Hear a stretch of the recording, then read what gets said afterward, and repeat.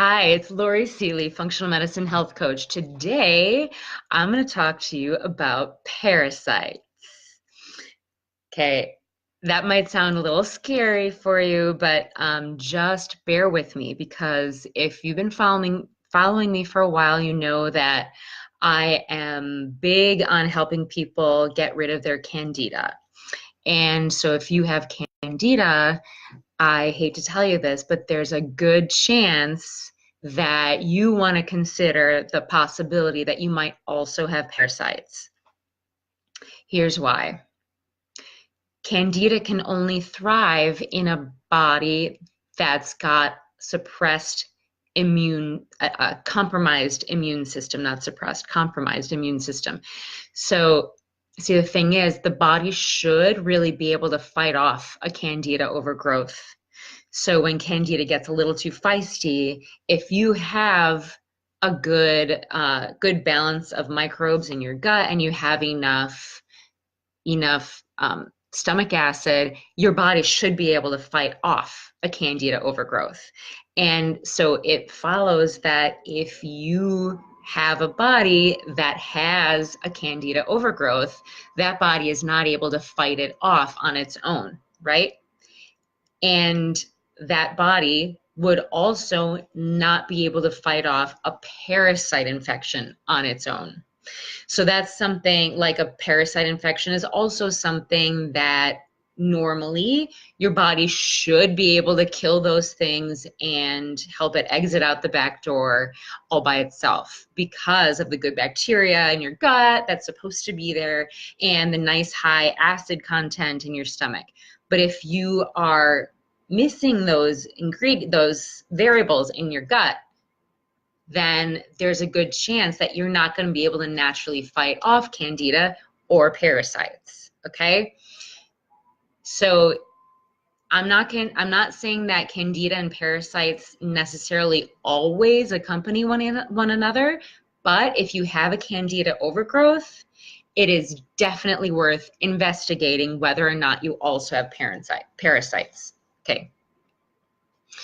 So we're talking about some signs and symptoms that you might have a parasite, right? The first one, I guess I was going to say 5, but I guess I have 6. The first one I already talked about. If you have Candida, there's a good chance that you definitely want to check out the possibility that you might have parasites as well. Okay, I'm trying to say that as gently as possible, but yeah, I had both. Most of my clients with Candida also had both. You definitely want to consider it, okay? And they do have separate, like for parasites, there's going to be separate treatment for that you want to find out about as well.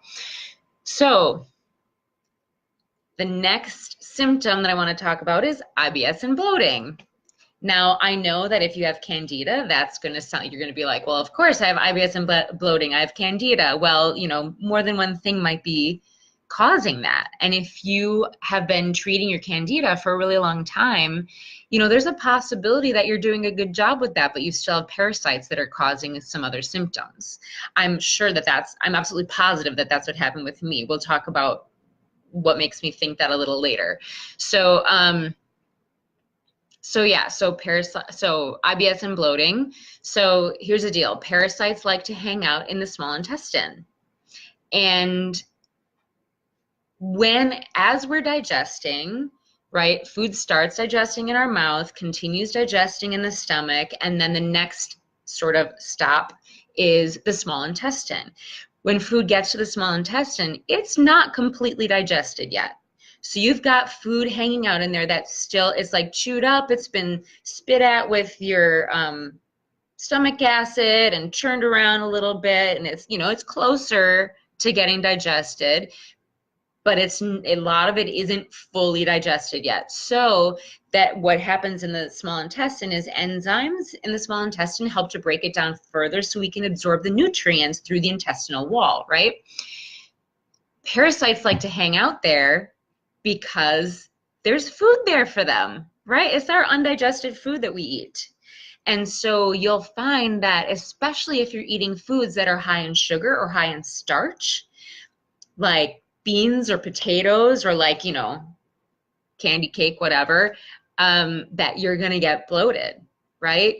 And there are a lot of possible reasons for that. One of the possible reasons is that there's parasites in your small intestine that are pigging out on that food that you just ate that's not completely digested yet, and then they produce gas. It's part of their waste. And then you feel this uncomfortable bloat in the upper part of your belly. And this is so gross. So now this can be mistaken for SIBO, or small intestinal bacteria overgrowth.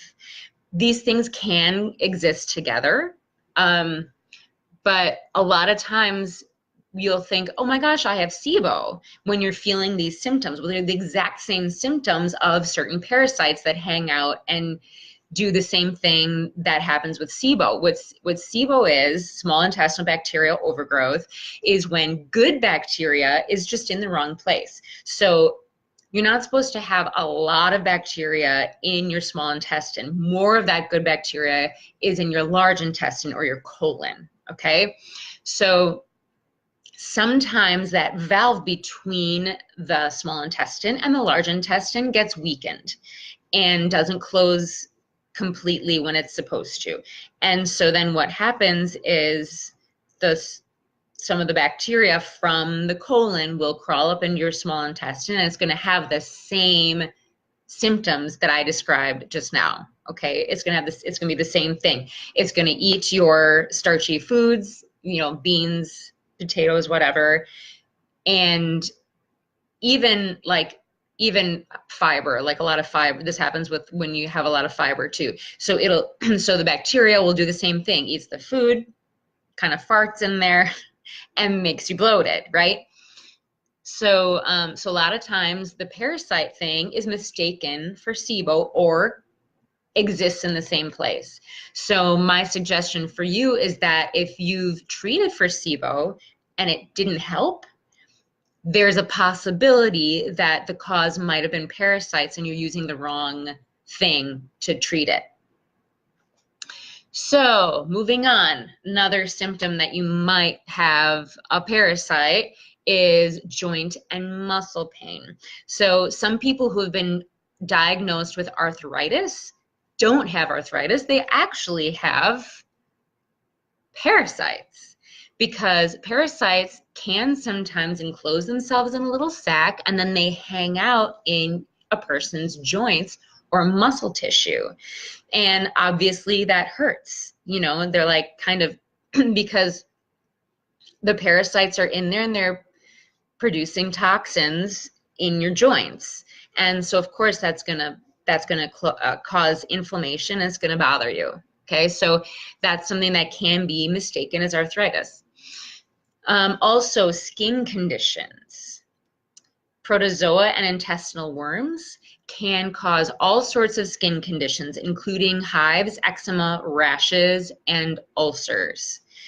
And so those like little antifungal creams that you're putting on there might not be the thing that's actually going to take care of it for you. You really want to fix the thing that's going on, the parasites that are in your gut and the rest of your body, and then your skin conditions would probably get better. Okay, so another symptom, anxiety. So the waste from parasites, now this is kind of a theme, right? Parasites produce waste, and that's what bothers us, okay? So the waste from parasites can irritate the nervous system, and that can cause nervous anxiety. And this most often happens with an actual systemic parasite infection. Now, you'll be surprised, it's going to get a little gross. When we're talking about the next symptom, and that's insomnia and fatigue. Why would that be gross, you ask? Well, we're going to get to that. So the liver is actually actively eliminating toxic waste between 2 and 3 a.m. So like we said, parasites produce a lot of toxins. They can irritate your tissues, and the liver must process those toxins to get them out of your body. So when the liver has a particularly heavy load of waste to clear, as it would if you're infested with parasites, this process might wake you up. So if you're constantly, no matter when you go to bed, you're constantly waking up between 2 and 3 in the morning, this might be a clue for you. Now this is where it gets a little gross. Sometimes certain parasites will exit the body through the anus during the night. And that's going to create this horribly uncomfortable anal itching, which will also wake you up. I personally have had this experience. It was absolutely horrible. I didn't realize it was parasites. I thought it had something to do with the Candida, which I was also fighting at the same time. It wasn't until I directly addressed my parasite issue that this anal itching thing finally went away. Thank God, because it was awful. So now this isn't something that's going to happen necessarily every night. Okay, parasites travel throughout the body. They have and they do have sort of a rhythm to the way that they travel. They go into the colon right around the full moon to reproduce. And so that's going to be roughly 2 weeks out of every month that you're going to really notice this, right? So like right around the full moon for about 2 weeks, they're going to be in there reproducing and kind of just like taking a walk out into the fresh air through your anus. And they're microscopic. You can't see it usually. But you can feel it. You have a lot of nerve endings in your anus. So it's a particularly sensitive area of your body. And so when these microscopic things are just kind of out there crawling around, you can feel it. It's very itchy. It's very horrible. And it's very gross. Yeah. I dealt with this for like about a year before I realized what it was and took care of it. Blah. Anyway, as always, if you have any questions or comments about any of these things in this video, please comment right here. If you're watching it on YouTube, comment there. If you're watching it on Facebook, comment right next to the video. If you're watching it on my website, on the blog post, then put comments at the end of the blog post, okay? And as always on Facebook, tag me for sure to make sure that I see the comments, okay? And ask me questions. Tell me, ew, that's gross, whatever. So I did, if you're watching this anywhere other than my website, I included a link to the full blog post in the notes below, and I'm going to be posting this video there as well, so you might be watching it there. And there's a great recipe on the blog post for sweet potato hash browns. They're really, really high in vitamin A, which has been proven to keep parasitic larvae from penetrating human tissue. So it turns out that eating sweet potatoes is really good for you if you're trying to fight parasites. Yay, who knew? And there's a great recipe for that. So simple, so easy. I'm doing it like actually right now. I do a parasite cleanse every once in a while because I didn't mention it here, but there are just so many ways to pick up a parasite. And so about once a year, sometimes more than that, I'll do a parasite cleanse. And I'm doing one right now. And so I'm having these sweet potato hash browns like almost every morning, and they're delicious. So I highly recommend it. And if you're watching my videos, if you've been following me for a while, or if this is the first one you're watching, but you're starting to think that maybe I could help you, I have a way that we can connect, okay? So a few days a week, I have my schedule open for my Kill Candida and Repair Your Gut strategy sessions. And it's the free 30-minute session where you and I just get on the phone and we talk about your health and your goals, and we see if we're a good fit to work together. So no matter what, You will leave this session with some useful steps to take on your journey, okay? But the point of it is to see if we're a good fit to work together, and maybe we'll set that up, okay? So I did put a link to my calendar in the notes, so you can go right there and schedule your strategy session right now, okay? And next week in the blog, and I'll be doing another video, I'm going to talk about what to do to get rid of parasites if you have them, okay? So I will see you next week, or maybe I'll talk to you on the phone soon.